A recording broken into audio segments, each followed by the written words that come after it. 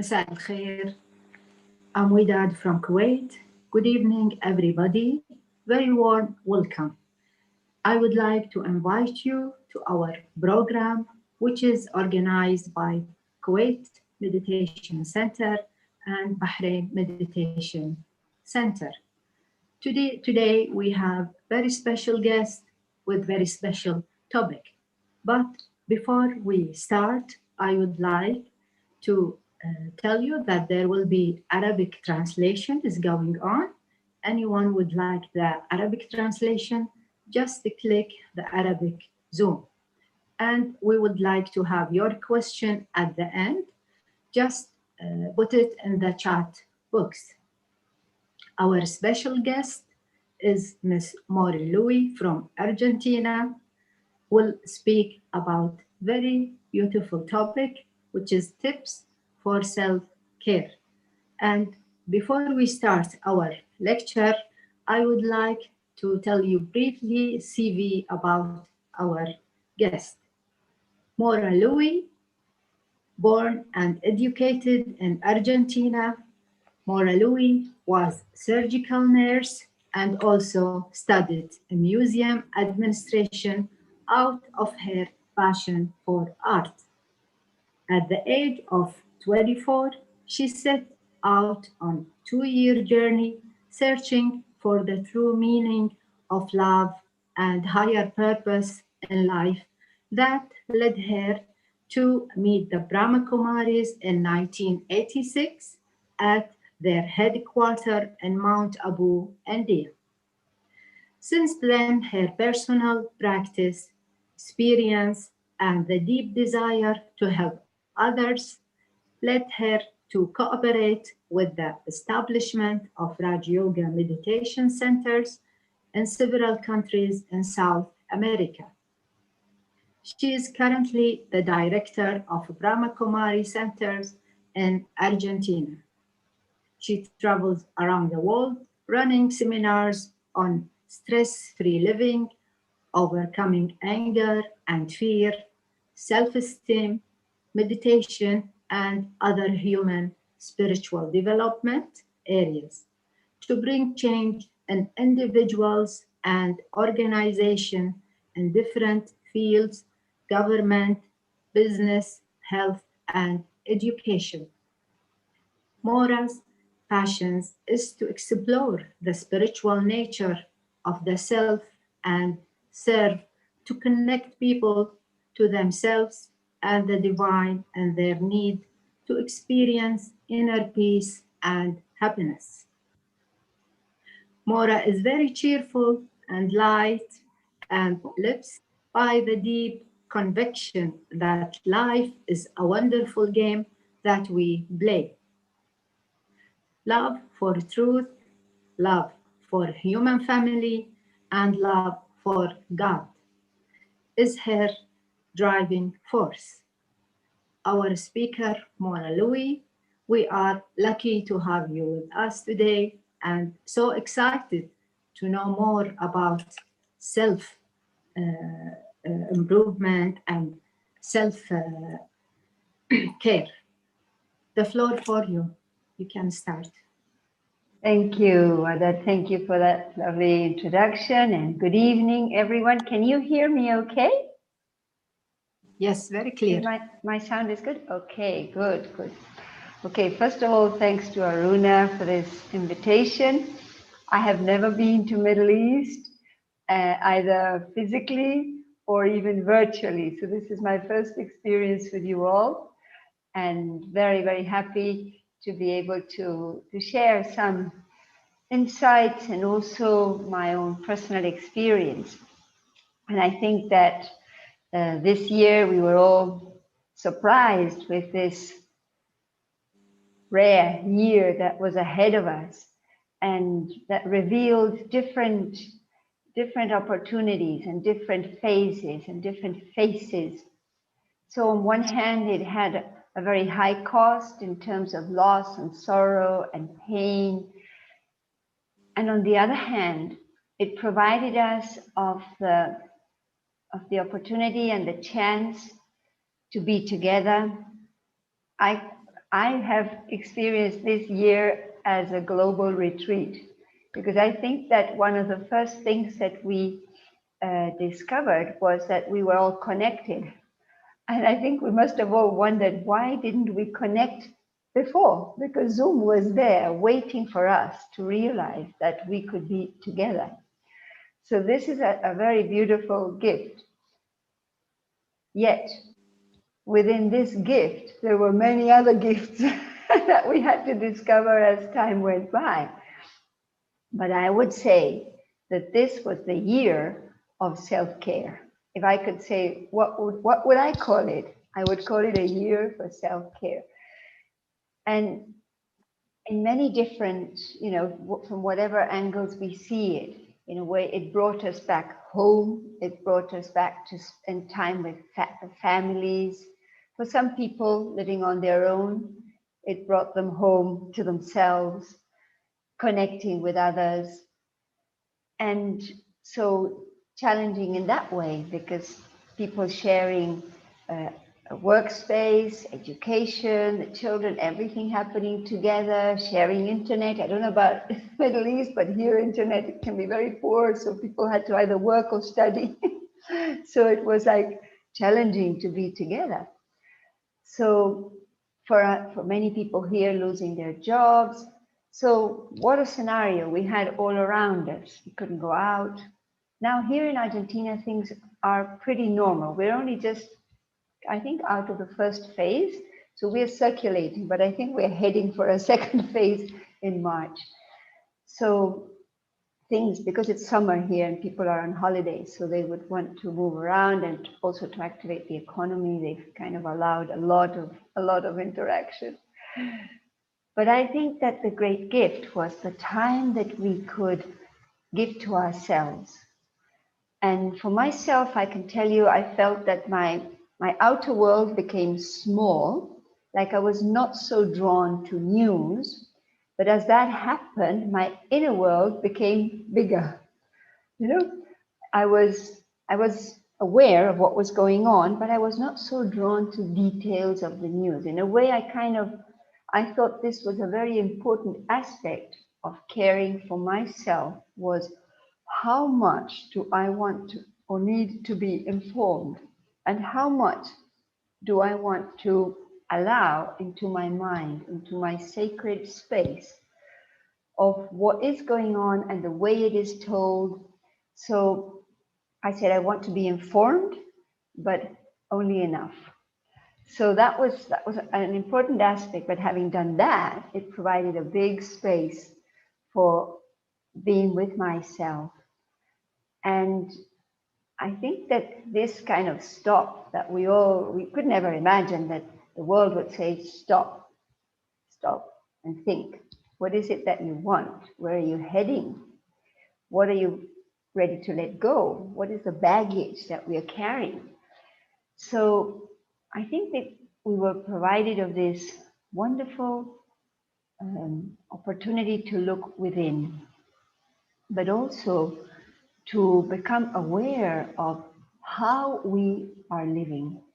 And I think that an aspect, I would say the most immediate one, aspect of self-care is, how is my health doing? Because we were so kind of, what's going on? Am I going to get this virus or not?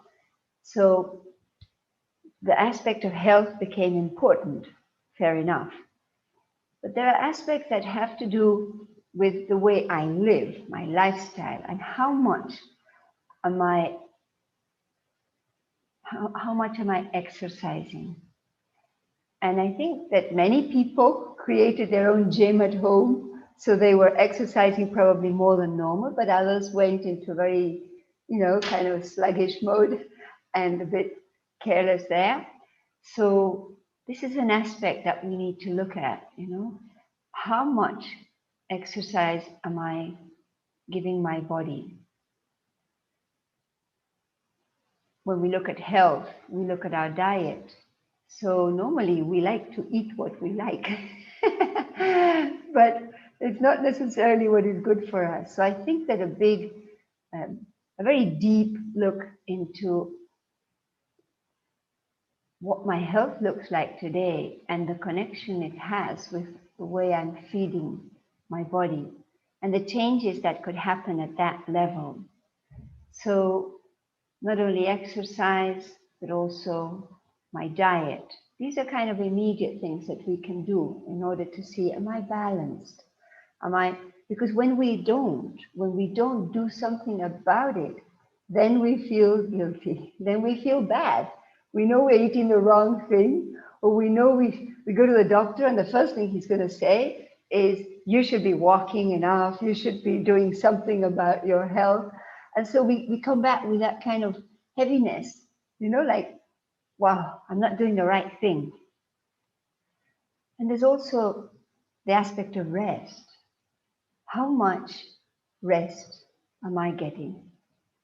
So, and these are things that we can easily change in terms of our well-being and making our life more balanced in terms of how I am caring for such a precious, precious value as health. Sometimes we only realize how precious it is when we lose it. And I'll tell you that within this stop, I had another stop. It was stop, stop. On the 29th of October, I had a little accident. I fell and this arm broke. And it was like, the message was, you have to listen, you have to become aware. And I became so aware of so many things that I was not doing for my health. And I had a very beautiful experience in terms of how I was cared for. Like with so much love, so much love. One of my sisters, Cynthia, she came to our center, our meditation center, every day. She even had to bathe me because I couldn't, I had my arm immobilized for 1 full month. So she had to bathe me. She took so much care. She was so in such detail, she was so loving and always ahead of my need, always ahead of my need. I learned so much just from watching her and seeing how sensitive she is to my needs. And I thought, I'm not that sensitive to my own needs. And I really appreciated with what gentleness, such love, such generosity, she took care of my health. Every single possible detail you can imagine, whether it was food or clothes or setting my room, everything. And I thought, wow, what a beautiful example. I felt so much gratitude because I also felt, what happens to people who have an accident like this and they don't have someone to care? So all they can do is just care for themselves. So I became aware of these three things: diet, exercise, and rest. And one of the things that I introduced into my daily routine, I have been a workaholic most of my life. And whether it's been within my field of service in this organization, uh, traveling around the world, coming and going, running programs. I've always been so active. So my agenda was always full. But since a while ago, I have started keeping blank spaces. And I have a friend of mine, he's a very, very busy businessman, and he says, this year I started reserving some slots that says, Matthias thinks. And so his secretary cannot use the time that he's going to allot to thinking. And I thought, this is really interesting. And a doctor had told me a long time ago, you have to, as much as you write, about your traveling, your whatever you have to do is all written out, you have to write, Moira has to rest. Moira has to do nothing. I laughed. I laughed and I said, I can't imagine that will ever happen, but it is happening. And I'm so happy about it. Maybe there's like a full afternoon and there's nothing. And in the past, I would have felt very guilty, like I should be doing something. Maybe I'm being lazy, maybe I'm being careless. And it's okay to be free. It's okay. And I feel that this aspect of caring, of giving yourself permission to rest, to be with yourself. For moments, I felt that I wanted to be busy because when we give ourselves some time, then we are able to see what is happening inside me. And sometimes we don't want to see that. So then we would be quite happy to be busy again. And then we would have a perfect excuse to say, well, I'm tired or this or that, no, or eat in a rush. And this shutdown, I think, has provided different moments. So we've had, I think, many different experiences, but this is very beautiful. And I feel that this it's such a gift to give myself spare time to go for a walk, to sit and do nothing, or to just play some music. Um, I like to sing, so sometimes I sing.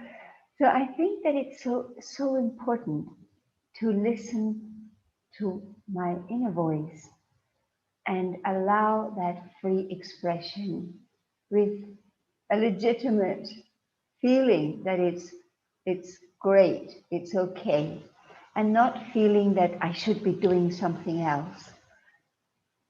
And then I think of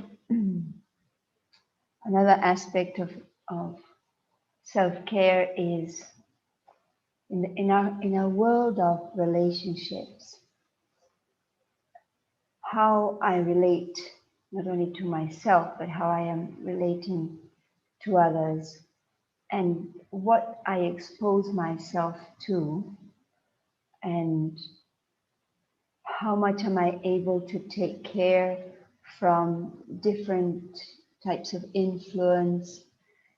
And so on my personal journey, I learned something very important um, in this direction of caring for myself, especially from the beliefs that had me in a trap that made me a victim. Because if I make myself a victim, then there's nobody to blame, it's just me.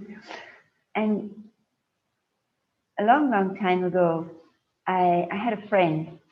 She's a quantum scientist, and she was visiting Argentina.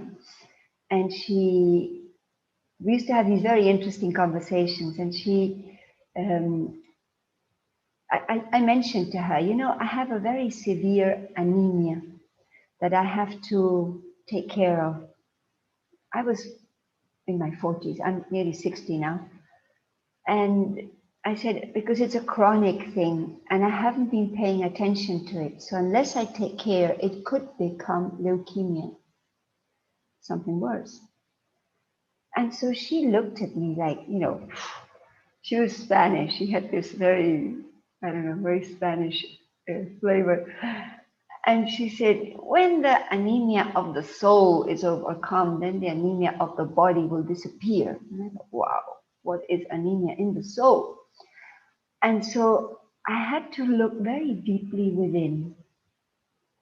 What is it? Because I knew there is a connection between what I am, where I am feeling, how I am, and what is happening to my health. I have always sensed this connection that, well, we also know things are psychosomatic as well. So I thought, I wonder what anemia in the soul is. The physical anemia was very serious, but I was so arrogant. I used to say I have a weak body and I'm a strong soul and it follows me around the world. Can you imagine? But I thought I better stop.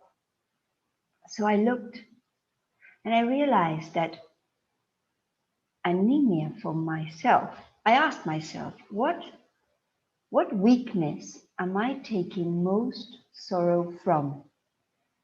And I realized going into retrospective, right back into my childhood, I realized that I valued justice, and I used to fight for things like, I didn't like injustice with my peers at school, and so I would defend them, but I would fight for them.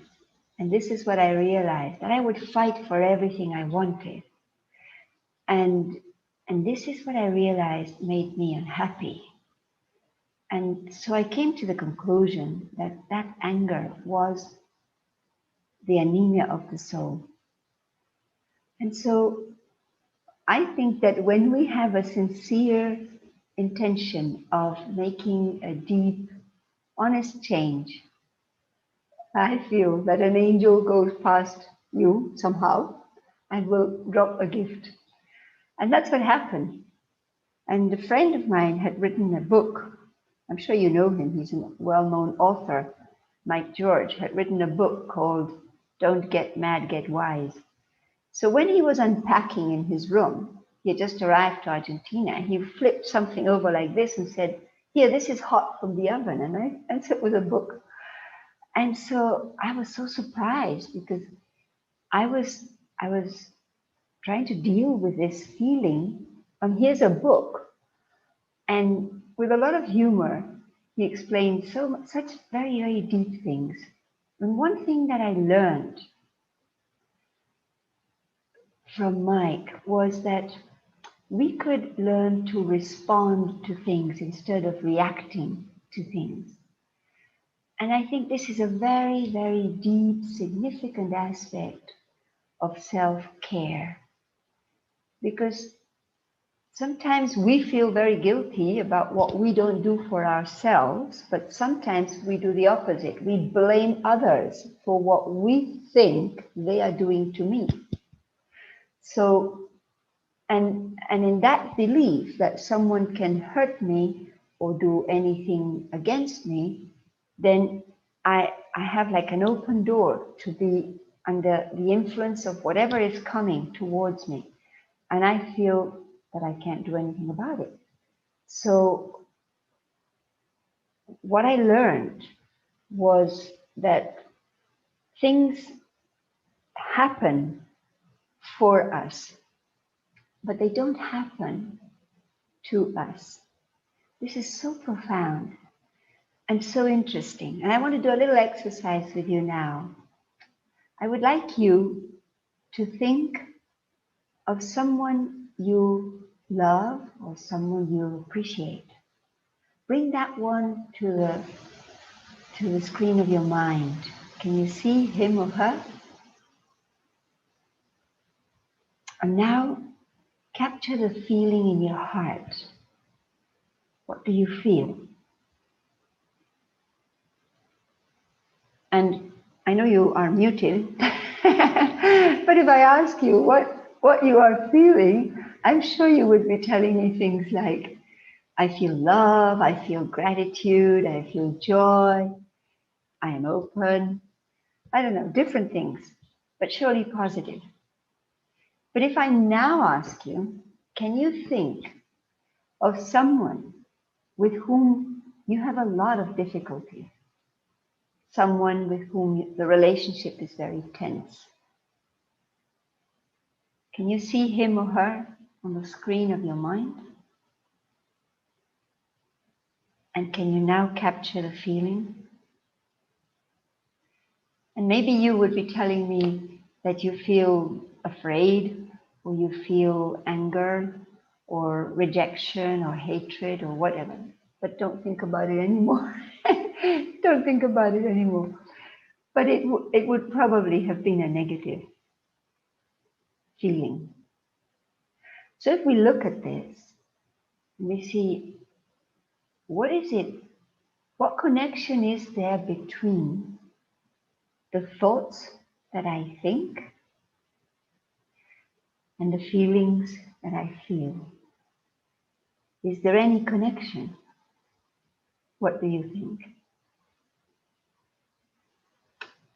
So if we see, when I think of someone I love, I feel good. And when I think of someone with whom I am in difficulty or in some adversity, I feel the opposite. So we can see this equation, and so we can see that what I think is defining or determining what I feel.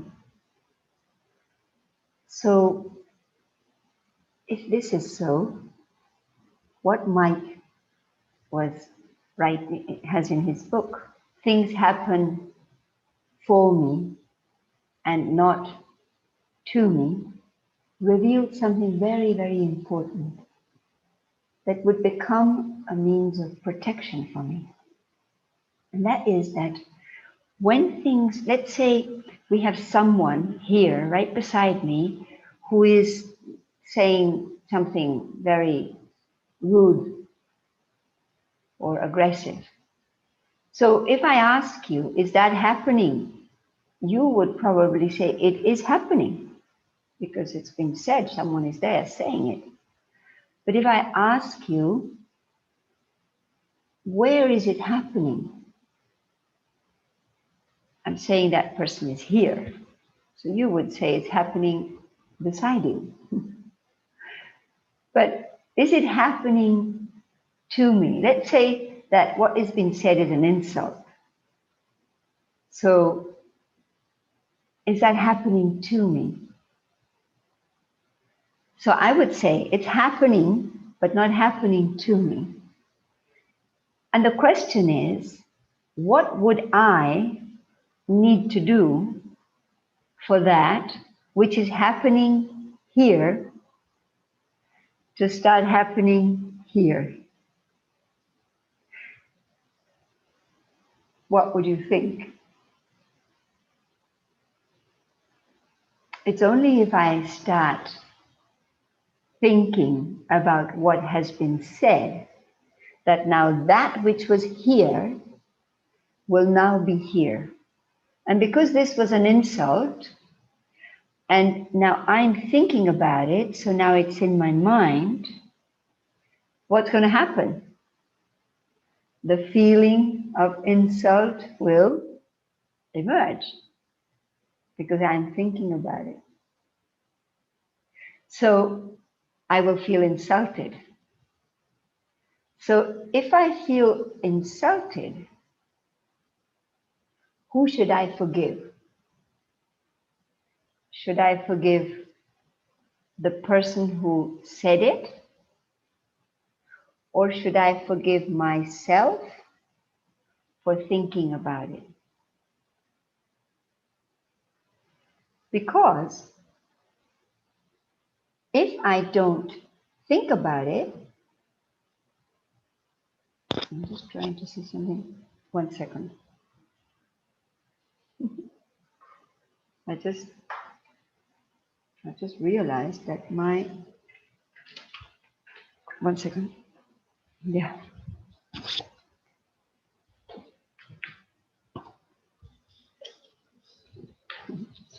My computer got disconnected. Sorry. This is why. There we are. Okay. Sorry about that. So if I think about it and I feel insulted, then I would need to forgive myself. So my big discovery, which is a gift that I would also like to offer you all, is that I was not insulted by someone insulted, but I could only be insulted by myself if I think about it. So I'm responsible for how I feel. And if I ask you right now, terrible things are happening in the world, right? Really, really bad things are happening in the world. But are we feeling it right now? Are we feeling it? Maybe not. Maybe not. We're here, we're in this Zoom, a little cocoon. And so it's happening, but we're not aware of it. So it's not happening to me.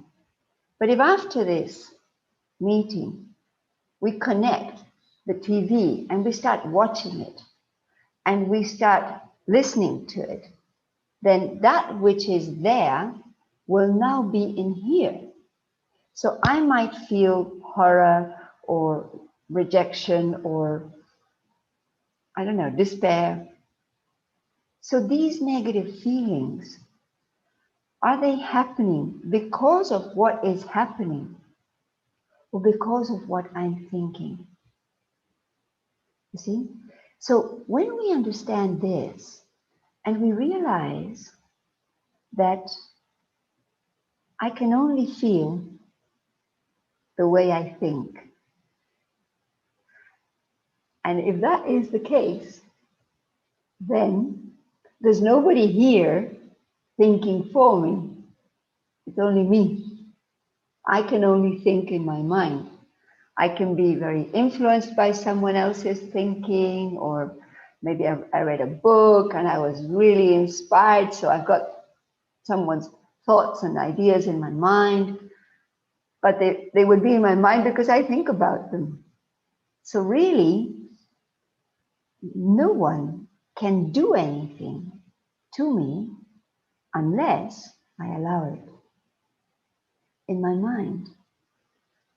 And so this is an aspect of self-care which I consider so precious, which is to take responsibility for how I feel. And we may be living with people who were great people, but we may be living with people whose character is very strong, or very dominating, or very threatening, angry. And we feel victimized by the atmosphere, the vibration, the look in the eyes. And maybe I don't know how to take care of myself and how to protect my heart from being hurt or deceived or touched by any negative emotion, really. So when we look deep within, because one thing that this time has offered us is this opportunity to come back home to myself and become a bit more introspective and be more aware of what am I feeling? How am I today? What's going on in my inner world? And so when we look within, we become the observer and we become aware of this dynamic happening it's in my mind, in my heart. And so this game of thoughts and feelings creating my reality. And so things around us, even beyond our homes, are in South America crumbling. I know it's a global phenomenon, but I don't know about Middle East so much. But here, poverty only increases. Argentina is 60% under poverty, or at least 50, but it's nearing, it's moving on. And, unemployment, so many things that would justify that I feel bad and that I'm miserable. And so, but when I take responsibility for what I am thinking, and although things may be the way they are, we need to respond to it. So when we are asleep, that means unaware that I can choose what I think and what I feel, then I will react to everything. So if someone here insults me, I will automatically say, well, I feel very hurt because you said such a thing, no? Or I feel very unsafe because of what is happening. Or so I will somehow tend to justify that I am feeling the way I'm feeling because I am under the influence of everything happening around me. And we must be real. We are in the midst of that scenario and things are not getting better. But we have a power, we have a strength that we can respond with. We can be responsive to whatever challenges we face in relationships, at work. You know, here in Argentina, people working at home. I have many friends in the government, and they are given double amount of work. There is a kind of psychosis, I would say. There's an idea that because people are working at home, they must be doing nothing. Can you imagine? They're taking care of the children, they're cooking, they're cleaning, because at least in South America, there still are cleaners, but they all went home. So people who had help at home with the children, they no longer have that. So they're not only doing what they have to do, but they're doing double. But from the workplace, they feel that if people are at home, they must be, lazy, doing nothing or watching TV. So the workload is tremendous. And it's like completely invasive. Like people are called for work at night. People are called to meetings on weekends. So unless they have enough respect for themselves to say, hey, wait a minute, stop. This is work, this is family life, and this is my personal time. So we have to be very decisive to protect and to be able to keep this balance. But unless I know that I have this power to respond, I would react either in deception, or I would be the victim. So I would come across complaining or angry. And whenever I react in a negative way, I will for sure lose the game, because anger is always a loss. And so if we learn how to become responsive, then we're playing a game. I used to love tennis, and it's just I would spend hours training. I was not such a good player. I was a team player, so I used to play doubles. And I was those that in the tournaments they would put me in the first in the first lot because I would be disqualified quite quickly. But I used to love just being part of things. But I love training, and this thing, you throw a ball and you respond and you respond. And it's fantastic because responding can be so creative and a winning point. So it's like, what does it mean to respond to things that may be provocative or very strong influence, or unexpected things, even positive? No, to respond means that I give myself a chance, because I come back into that space of my mind and I become the observer.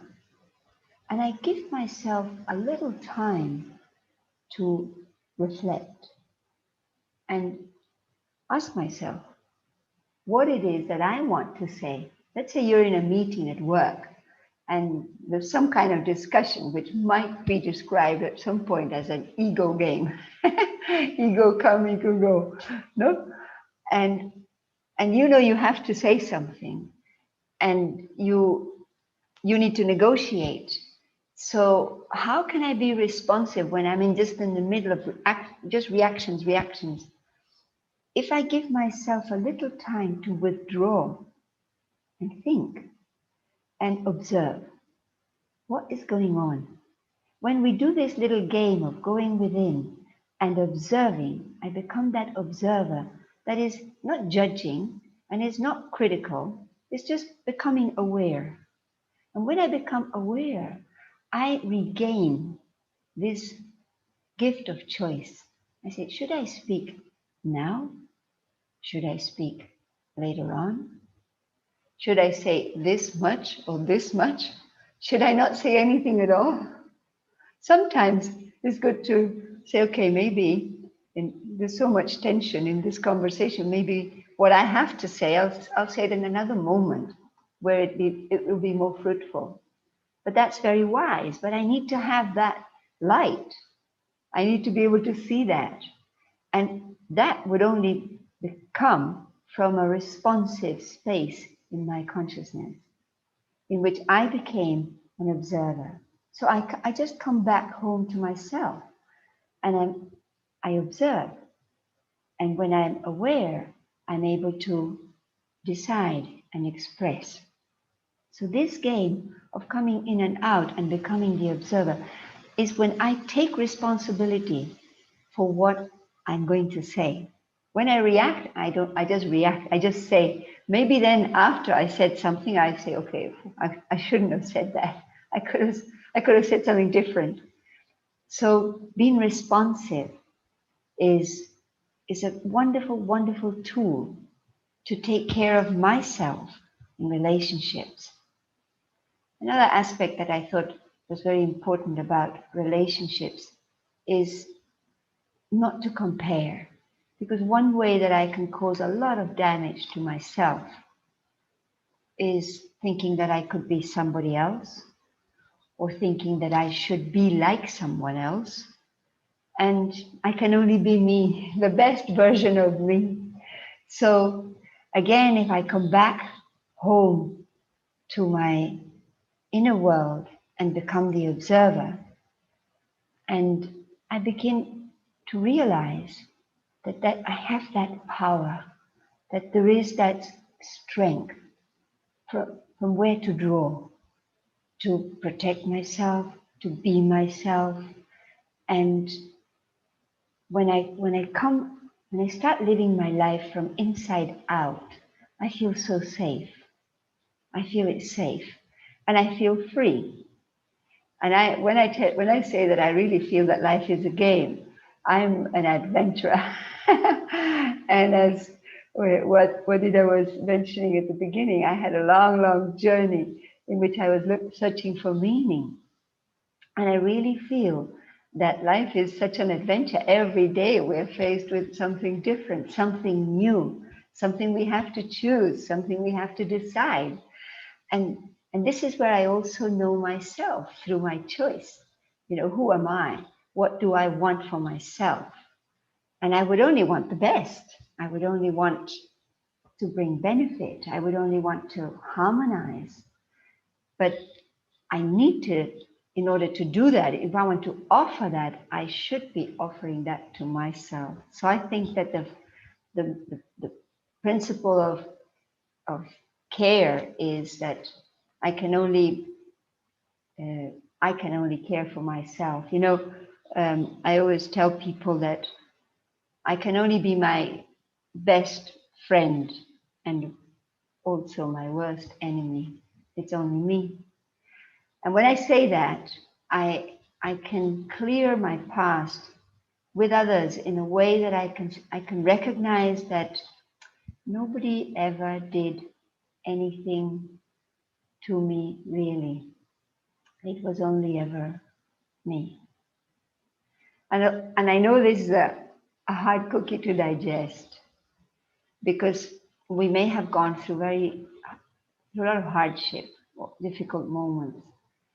But even now, if we have to face things, we can always uh, position ourselves in face of big and unexpected challenges in a positive way and draw from that pure energy of peace that I truly am. That when I come back to myself, I am able to perceive that that energy is there. And this is my power, this is my strength. I can only be a victim if I give away my power. But I can never give away who I am, because I will always be who I am, no matter what. Everything can change, but I will always be me. So the game is who I am.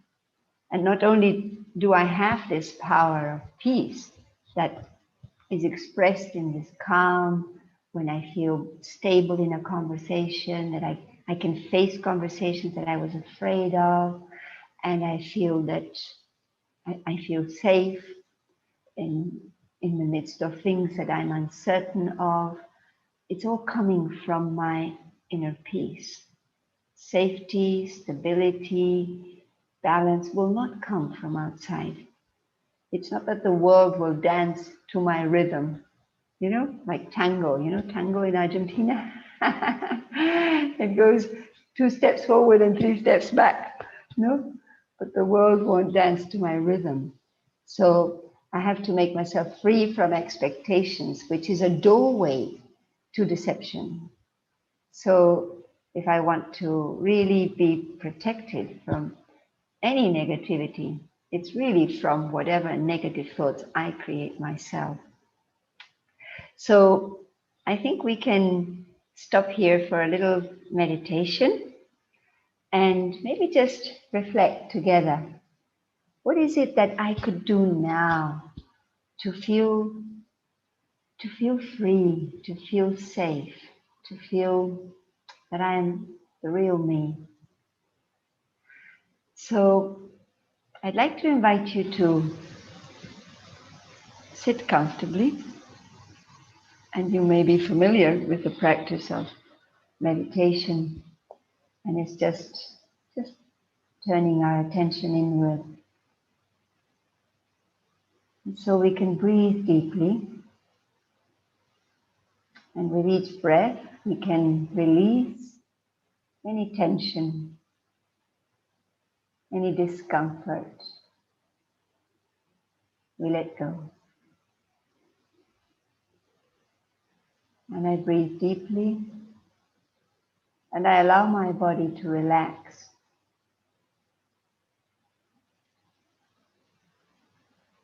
And I'll take my attention inward. I will focus on my inner world, in the sacred space behind my eyes.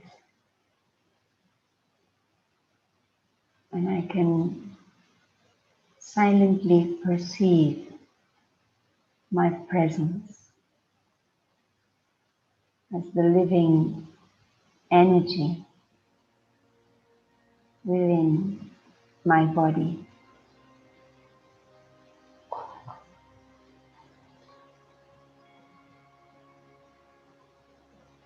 I am a very powerful energy, spiritual energy, living energy. That which is expressed through the eyes, through your attitude, the energy behind your words that express your feelings. It's I, the soul, the living being.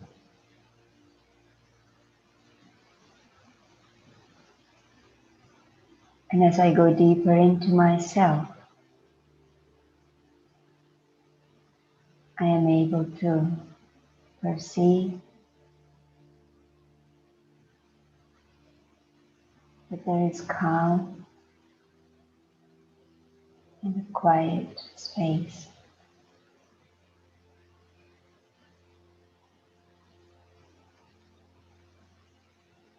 I feel that when I am calm, I am safe. There's no influence. I'm free from worry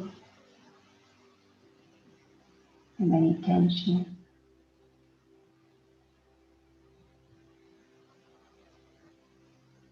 As I go deeper into the feeling of calm, I feel stable.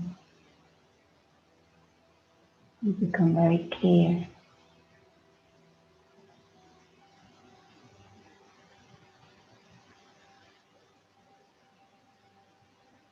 So I dive deep within the feeling of peace, my power. on strength.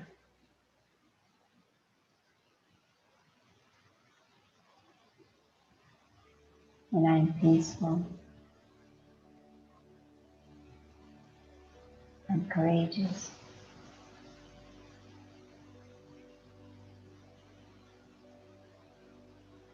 I become patient. Peace is real power. And peace is what I am. It's like a shield of protection.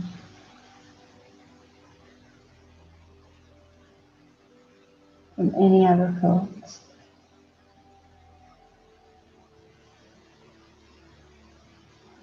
I can always come back into my sanctuary.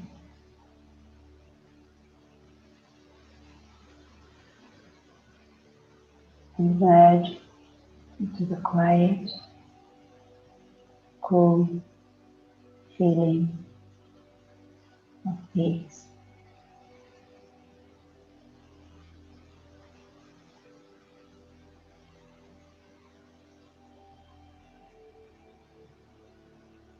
No matter what is happening around me, I will always be who I am. Very powerful, very pure, very beautiful light.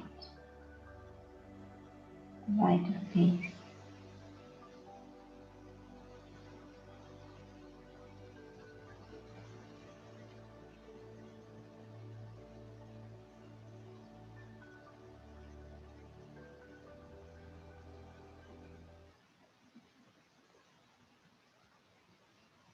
So holding on to this feeling, I can bring my awareness back. And from this very safe space, I can see my life, my lifestyle. What is it that I can make different? It's up to me. I have the power.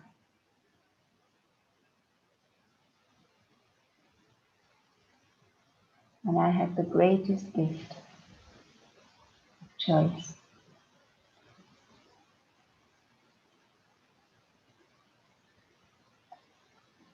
So I bring my attention back and allow this feeling to spread around my body, giving every cell in my body the living force of peace, energy. So if there's any question, I think there's a few minutes for that. Moira, if you like.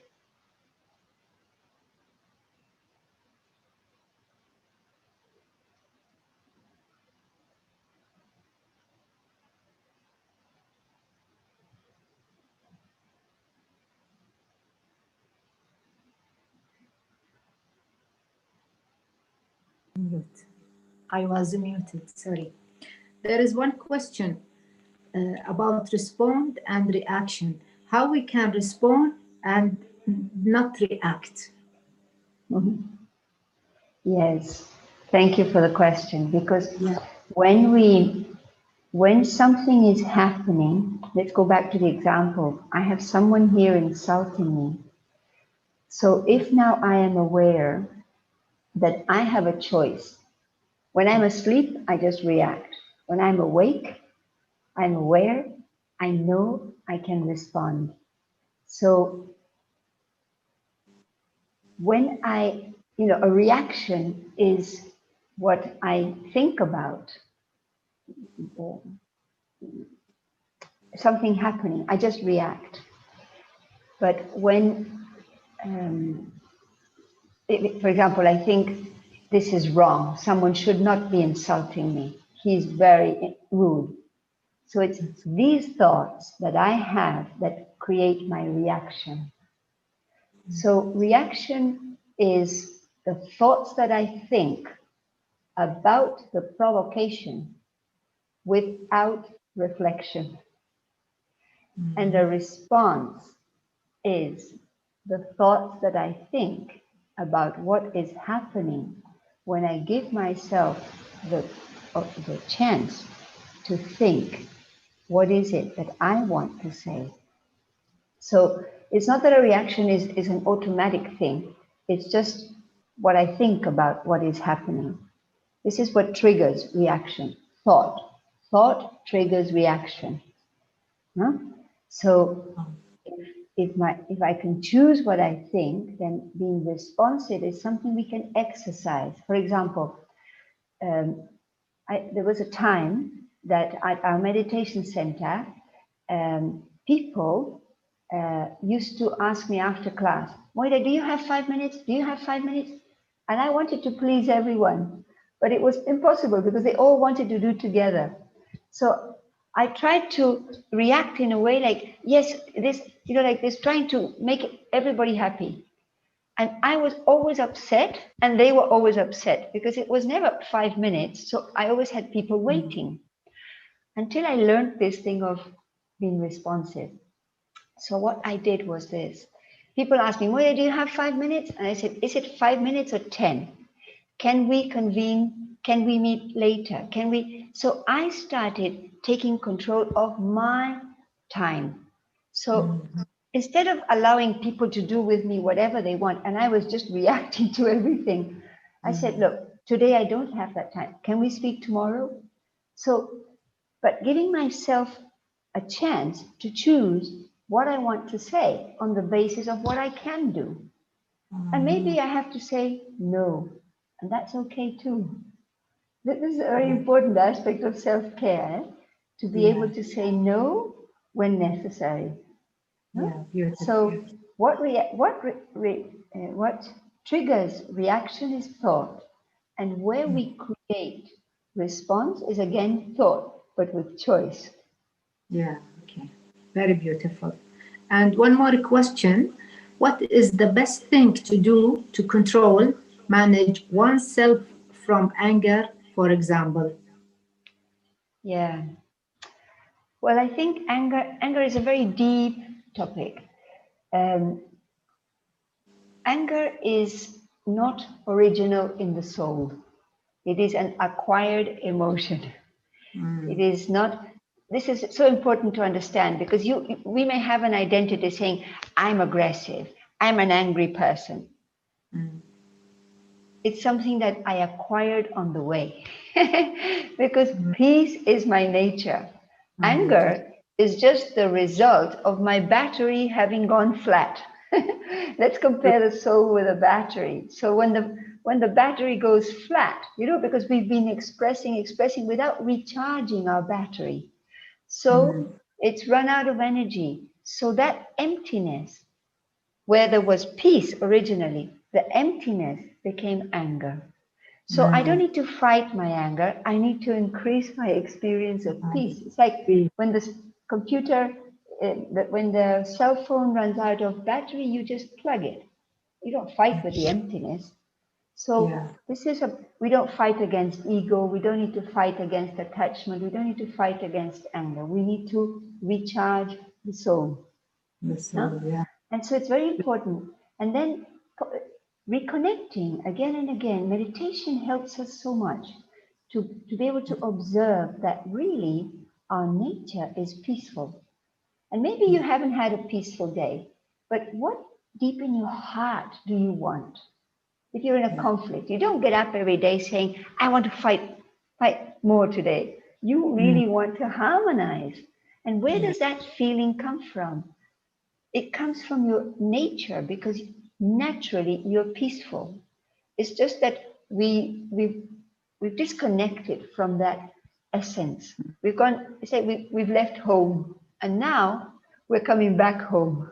So meditation brings us back home into this observation where I can recognize who and what I am. I'm a spiritual being, and my spiritual nature is divine.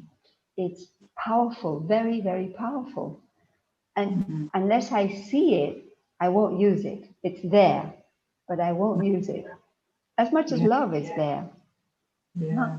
So the more we practice meditation and this self-observation, and if we get angry, don't worry. At least now you know that anger is not your nature. And anger always, always means a loss. Just a little secret about anger that I can share with you is that when we get angry, anger promises us two things.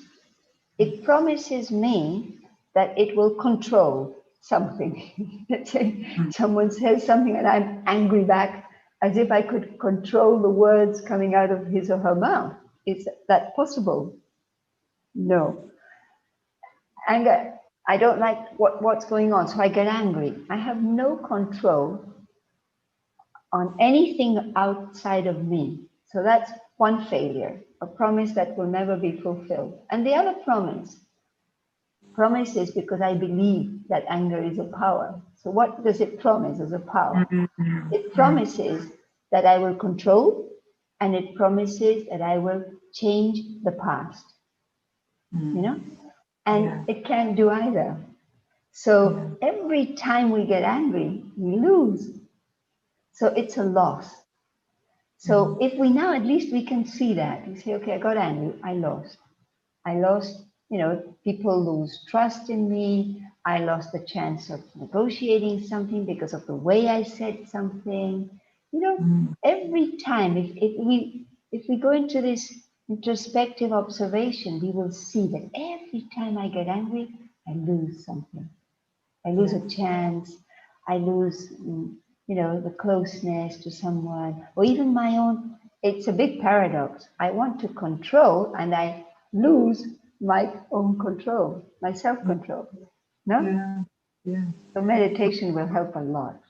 Yeah, yeah, it's true. From my experience, really, the meditation helped me a lot to get rid of anger. Yes, Meditation, and this is the easiest way if anybody want to start to yes, get rid of this vice, really. yes, yes. And there is one reply. Thank you so much, Sister Mora, for a beautiful presentation. It is Thank really you. touched one word, choose, and if I need to pay attention on this and be aware. And then she said, where does thought come from? Thoughts? Where do thoughts come from? Yeah.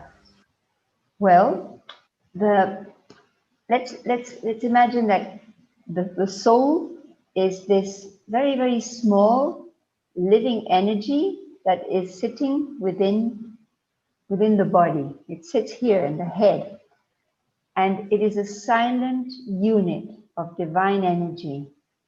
And when that energy is expressed, it thinks. It thinks. And though that thought is reflected in my mind. So you can see, if I tell you, can you see your home? Can you see the door to your home? You can see the image.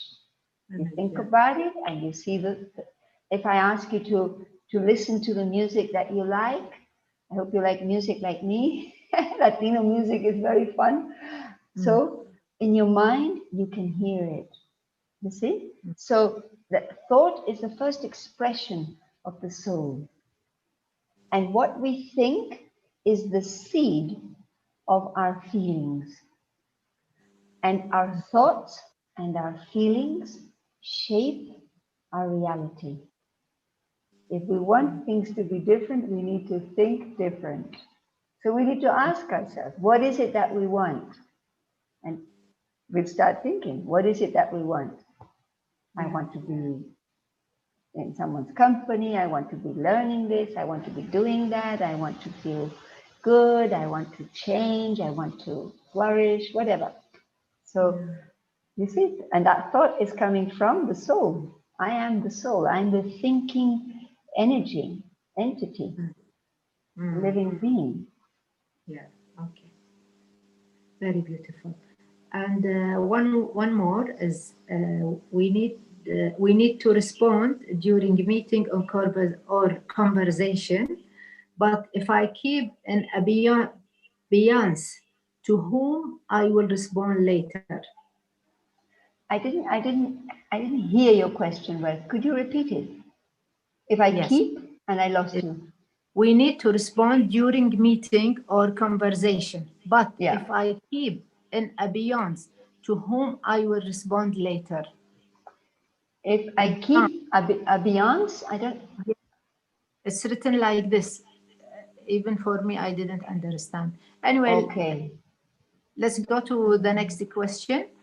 One they sent, how to react when someone, sorry, How to react when someone around you is always angry. Is that the one you're yeah, looking at? yeah, that's Okay. one. Okay. Mm, Oh, in Arabic. um, how to react when someone around you is always angry. Well, yeah. I think we need to think that I need to respond rather than react, because if I react, I would also be angry. Reaction is the expression of anger, Mm, you see? So, and normally anger is a secondary emotion. It mm, reflects the fear that mm. ego is feeling when it feels threatened. So we react. So Ah, when someone is angry, uh, we need to, first of all, protect ourselves. So this is why it's so important to realize that I can respond. Otherwise, it's going to become an ego clash, reaction and reaction and reaction and reaction. No? mm, So one ego triggers the other. So if mm, I can become responsive, then I will feel that I own myself, that I'm not being ruled by someone's anger. And anger can be very, very strong, especially it is reflected in the vision. If someone looks at you with a lot of anger, I would suggest you look down, so that at least it's not that you're avoiding, but you don't want to be, the vibration of anger is a very strong influence. mm, No, sometimes it's very evil. So we need to protect ourselves. We need to protect ourselves. One thing is don't react. Another thing is maybe look down. It doesn't mean we need to run away or we need mm, to avoid conversations, but sometimes we need to give ourselves a little bit of time to think what it is that I want to say. Because when someone speaks loud, it seems mm, like you can't think, so you say anything. But mm, if we give ourselves a little time, it's just a moment that I feel, what is it that I want to say? Maybe I want to say, let's talk tomorrow when we mhm, are more calm.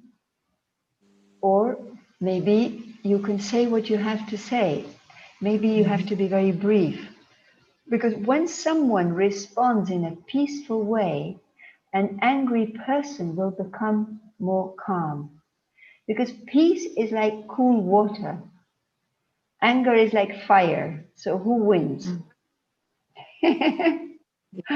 No? If Yeah. we throw water on fire, and that doesn't Mm, mean that we need to, in a way, prove myself, because I have to have the power of peace to be able yeah. to remain cool.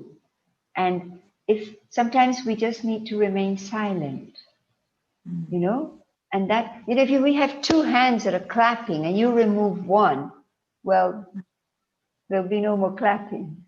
yeah. And sometimes you have to speak.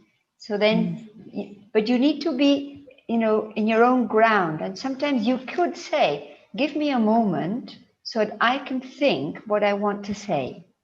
And that yeah. is legitimate. Otherwise, I try to react quickly because I feel that I have to say something. And when we react, there's no choice. There's no reflection. Mm, And when I have a little bit of space, that I go back, I observe, and I see what is going on. And then I can come from within, from that space of coolness, and then I choose to speak. And sometimes people can be very provocative towards you because they would want you to react. Mm. Yeah. Yeah. Very beautiful. And there is one question from Arabic Zone about how I can be my best friend and not my worst enemy. What is the significance that this person is friend of herself, not enemy? Yeah, yeah. Well, I think that learning to take care of myself will be something very friendly to do because then I will be able to love myself, and it all starts with knowing myself. You know, one of the reasons why we don't protect ourselves or we don't value ourselves, so we put ourselves through so much, is because we don't realize how precious we are. So I Yes. think that, you know, through through silent reflection, when you want to really see what it is that you think, what it is that you value, what it is that you stand for, then you realize, well, this is me, this is me. And it is surely something very precious because Yeah. the spiritual being is a jewel. It's like a diamond, but because we have been, you know, been under expression for so long, it's like the battery has run down. So we have identified with the negative expression of the empty space, but we are not that. Mm. So when we start recharging our battery again, then we appreciate. I'm able to value. I don't need to compare. I don't need to be anybody else but myself. You know, each one is a gift to the Mm. world. The world would not be the same without you. Yeah. You Very know? beautiful. Yeah. And there is one comment for you. Thank you too much, Sister Mora. Beautiful talk. I like it's happening for me and not me.